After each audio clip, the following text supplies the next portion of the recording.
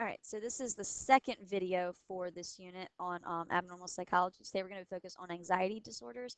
And if you look at this chart right here, we're going to talk about just about every anxiety disorder that you see on this chart. Anxiety disorders it's a very broad category that encompasses all of those more specific types. So general qualities of an anxiety disorder are feelings of like feeling worried, fear, apprehension, intrusive thoughts, physical symptoms such as fatigue, and feelings of tension. You feel very tense. It seems to be something that's automatic and comes from within. It's kind of like this knee-jerk, uncontrollable reaction that just happens like boom, all of a sudden you feel really anxious. One of the most common anxiety disorders is generalized anxiety disorder.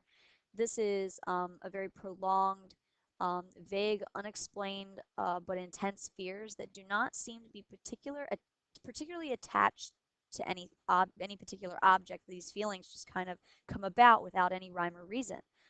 Studies actually show that between 4.1 and 6.6% of the U.S. population actually has experienced general anxiety disorder.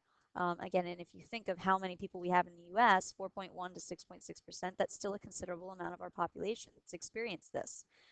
It's more common in women, and it tends to really show up and become more evident around the late teens and early 20s. Some symptoms you can expect with generalized anxiety disorder um, are excessive or ongoing worrying or tension, unrealistic view of problems, restlessness, feeling very edgy, irritability, muscle tension, headaches. You could see the whole list here.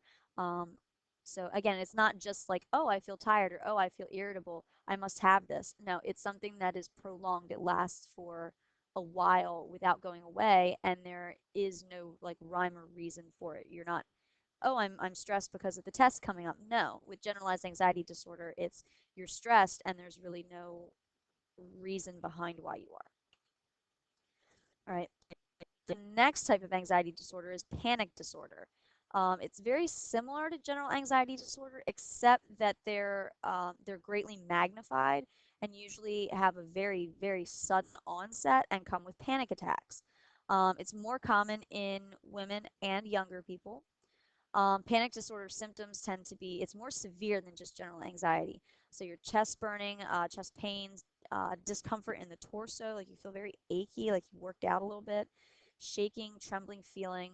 All of this is heightened when you experience feelings that you cannot see it physically. So a sense of um, like dream-like feelings, like choking sensation and difficulty catching your breath, heart palpitations, your heart's racing really, really fast, excessive sweating, um, uh, fear of dying, loss of control, nausea, numbness. So all of these are symptoms of panic disorder and symptoms of a panic attack coming on over here. Your body will start trembling, you'll feel dizzy, chest pain, blurry vision, profuse sweating, and chills, so almost a feverish-like state hits you all of a sudden. Another type of anxiety disorder is phobia. Phobia is basically extreme fears, like, oh, I'm afraid of spiders. No, a phobia is like extreme fears, like any mention of it is really going to make you be afraid. It's marked by a persistent and irrational fear. So it's not a normal fear. It's a like, I'm over the top scared of this without really any reason. Of an object or situation that disrupts your behavior. So it becomes a problem. So it causes dysfunction. People with phobias know exactly what they're afraid of, but fears are out of proportion with reality. It seems inexplicable and it's beyond their voluntary control. It's like they all of a sudden get super duper scared. Some types of phobia are like social phobia, fear of embarrassment and dealing with others. Agoraphobia, which is basically fear of entering uh, certain fear evoking and unfamiliar situations. Agoraphobia is generally people are afraid of going outside in general, and if they do, it's going to send them into a full blown panic attack. Um, so those are just some types of phobia. You can look up other phobias if you would like, because there's some interesting ones out there. OCD or obsessive compulsive disorder is another anxiety disorder. Um, it's where you have a persistence of unwanted thoughts. The thoughts are your obsessions. All right. and urges to engage in senseless rituals. Those senseless rituals are your compulsions. Um, and it's to such a degree that it causes distress. Some common obsessions and compulsions among children and adolescents with OCD tend to be concerns with dirt, germs, or toxin. About 40% of those with OCD report that that's what they're concerned with. Sometimes something terrible is going to happen: death, fire, illness. It's about 24%. So these are their like obsessions: symmetry, order, exactness. 17%. So these are the obsessions. These are the repetitive thoughts that keep coming up. Their compulsions could be excessive hand washing, bathing, toothbrushing, grooming. All right, let me move this out of the way so you can see exactly the percentage. That's about 85%. That is their compulsion.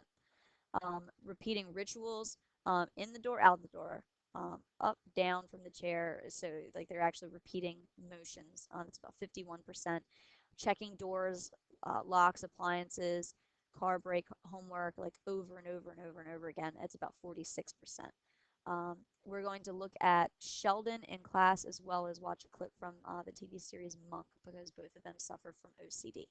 All right, so just remember the difference between obsessions and compulsions. All right, because we're going to talk about that. All right, there is a cycle to OCD. All right, first you have an obsession, so that thought pops into your head. All right, that thought being in your head, like you can't shake it, it makes you feel anxious. Then you have your compulsions. In order to make you like feel better and decrease your anxiety, you do whatever your ritual is, which brings you temporary relief, but odds are it's going to come back again at some point, and it's a vicious cycle. Victims of OCD don't seem to know anything um, do not seem to know anything with certainty. They don't trust their own senses. Uh, so they do things, these compulsions or rituals, over and over again because they don't trust that they've already done it. They don't trust their own decision making. Therefore, what part of the brain would be affected by OCD? What do you think? If they don't like trust their own decision making, tell me in class. All right. Brain imaging. Here's a PET scan of someone with OCD. You can see this is a normal controlled brain and a brain of someone with OCD going like acting out their compulsions. You have a high metabolic activity, which is what you see in red in the frontal lobe areas, um, which is invoked in directing their attention. So they're very, very highly focused. Right. So this is a brain of someone with OCD. Post-traumatic stress disorder is another anxiety disorder.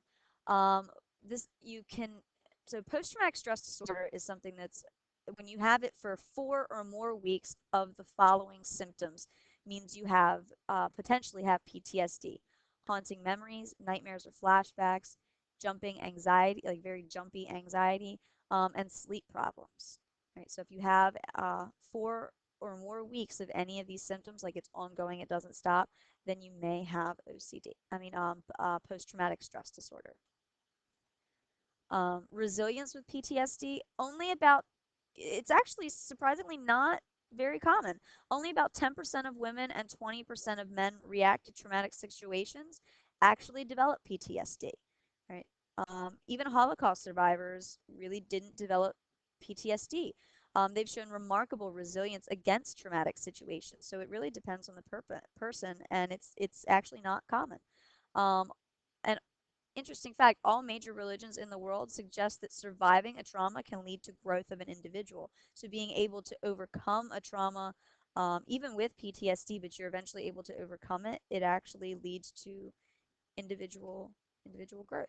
And actually, I read an article recently that apparently even not just soldiers, we tend to think of soldiers with PTSD, but apparently teachers in inner city schools for a long time and also exhibit some symptoms of PTSD now. I found that to be really interesting. There's something with anxiety disorders called the learning perspective. So basically, how do these disorders come about? Well, there's the learning perspective. Learning theorists suggest that fear conditioning leads to anxiety. So that this anxiety gets associated with another object or event. So there's stimulus generalization, and it gets reinforced. So, for example, fear responses are learned through observing um, someone else being afraid of whatever it is. So, for example, young monkeys develop a fear when they watch other monkeys be afraid of something. So, if another monkey's afraid of something, they're like, "Oh, I should be afraid of that too," and they develop that fear, and that is a learned perspective. All right. Then you have your biological perspective, which says that fear and anxiety, if those phobias, all of that stuff is all a part of natural selection. It's biological. The natural selection has led our ancestors to learn to naturally fear snakes, spiders, and other animals that present a threat to us in order for us to preserve our species. Like, it's not exactly probably the best decision for us to just walk up to an alligator.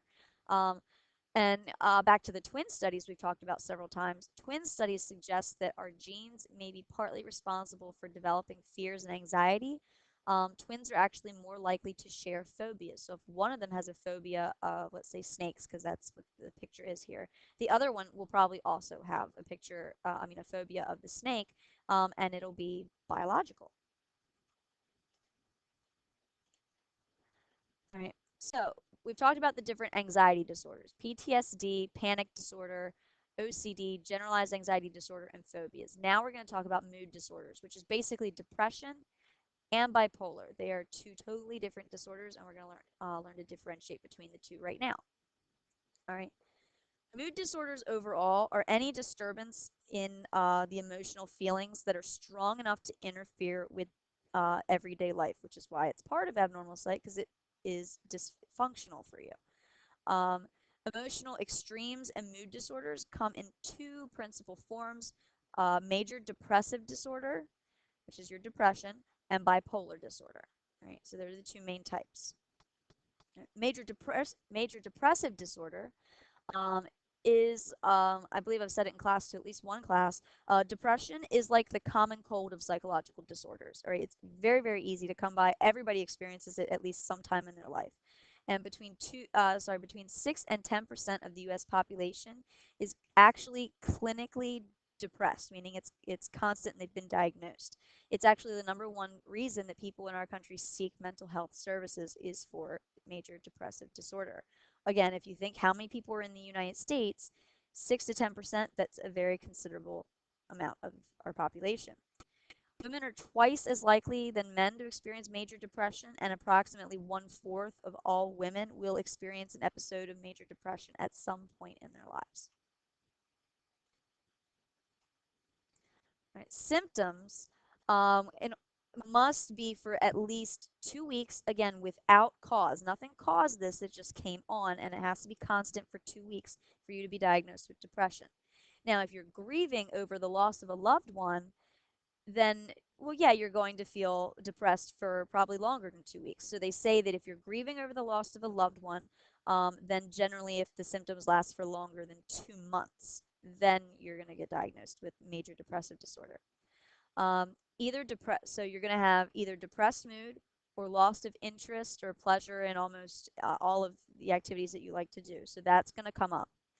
And then you're going to have at least 4 of the following. Again, these are going to continue for 2 weeks straight without any cause whatsoever, or if you're grieving, over a period of 2 months.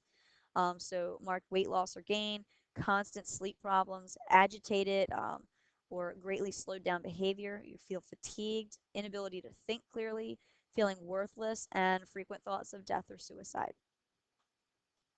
What causes depression? Well, you have your it's been linked biologically. There is a lack or insufficient amounts of neurotransmitters in your brain. So serotonin, norepinephrine, dopamine, those pleasure-seeking neurotransmitters that make us happy, maybe there's not as many there as there should be. So that can cause you to be depressed. We've talked about that in a past unit. Then there's also the social cognitive perspective. If you have a lot of negative thoughts, that that can influence your behavior. Um, so that influence on a situation and in turn your thoughts. So it can go through a cycle as well. For example, here, um, you're self-focused and you're blaming yourself, you're feeling really down, it puts you into a depressed mood. When you're in a depressed mood, you behave depressed, and there tends to be consequences of those behaviors. Then you have negative experiences, and then you feel down on yourself again, and then you feel depressed again. So it just, again, there's a lot of cycles here that you go through. All right, so here's more examples of the depressed cycle to give you some good visuals. Okay. Gives you some good examples of the depression cycle. It pretty much says everything what I just said. All right. Just like everything we've covered already, it has biological, psychological, and social, cultural influences that can create it. It could be any one of these things individually that contributes to a depressed mood, or it can be a combination of them, and it can present itself in any order. So biological influences that'll depress your mood, again, genetic predisposition, we found that there is evidence of that. Generally, it's chemistry within the brain.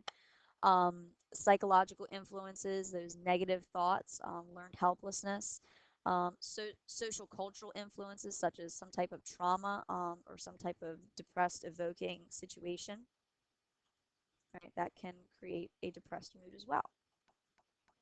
All right. Bipolar disorder. This was formerly called manic depressive disorder, and in there this is where you have an alteration between depression and mania. All right. So whereas depression was basically just the downside, all right, bipolar disorder is you have the downside, but you also have like an extreme upside. You are two polar opposites of, what balanced is supposed to be. So the depressive symptoms are gloomy, withdrawn, inability to make decisions, tired, slowness of thought. And then your manic symptoms will be elation, euphoria, desire for action, hyperactive, multiple ideas. You get a rush of ideas. You're thinking very, very, very fast, and you're talking very fast. With bipolar disorder, you shift between these two moods. Okay, so you go from mania to depression and back again. All right. Actually, interesting, many great writers, poets, composers, a lot of famous people suffer from bipolar disorder. When you get a lot of their masterpieces, their best works, tend to be during their manic phases. Their creativity surges, and then it drops off again when they hit their depressed phases. So you could take a look at the list here and see all these famous writers, composers, poets, all right, that have bipolar disorders. Edgar Allan Poe, Charles Dickens, Abraham Lincoln, Marilyn Monroe, Isaac Newton, Ozzy Osbourne, Courtney Love, Winston Churchill, Adolf Hitler. So all of these people have been diagnosed with bipolar disorder, and we know that they have some good work out there. Types of bipolar disorder, you got bipolar 1 and bipolar 2. Right? Bipolar 1 is where you experience manic episodes, and like they're really manic. So, and then you also have very major depressive episodes. So this is really one extreme to another. Bipolar disorder is you still experience mania, but it's to a lesser degree. Right? You don't experience the mania side of it quite as full blown. Most patients who experience, and it's called hypomania because it's low. Most patients that experience hypomania, so this part of bipolar 2, don't see it as a problem. Yet the people around them may be concerned about their erratic behavior. And generally, the cycle for this is about 4 days of hypomania. They may think, well, I'm not like bouncing off the walls, super happy, a lot of ideas, very euphoric, so I don't see it as a problem. But it still is. A lot of people around you can still see it as a problem. Cyclomitic disorder is where you have hypomanic and depressive symptoms for at least 2 years. So it's like like this bipolar disorder, this bipolar 2, like it lasts for 2 years constant without a break, without returning back to like a balanced state. Symptoms don't constitute a full major depressive episode because or mania, because it does tend to be on a lower scale, but it's like constant for 2 years. So that's where you take bipolar 2 and you kind of bump it up to this like full-blown thing that lasts for 2 years. Causes of bipolar disorder, for the most part, it's biological. There's a lot of evidence that you inherit it.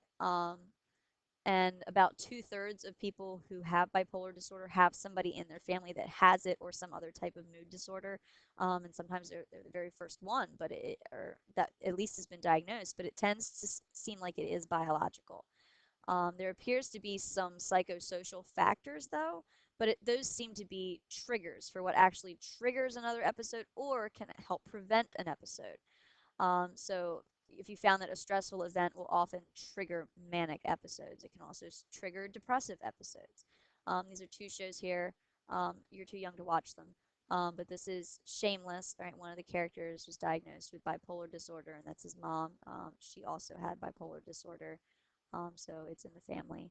And then this is Carrie from the show Homeland, and she also has bipolar disorder, and I believe her dad in the show had it as well. And here's a bipolar brain.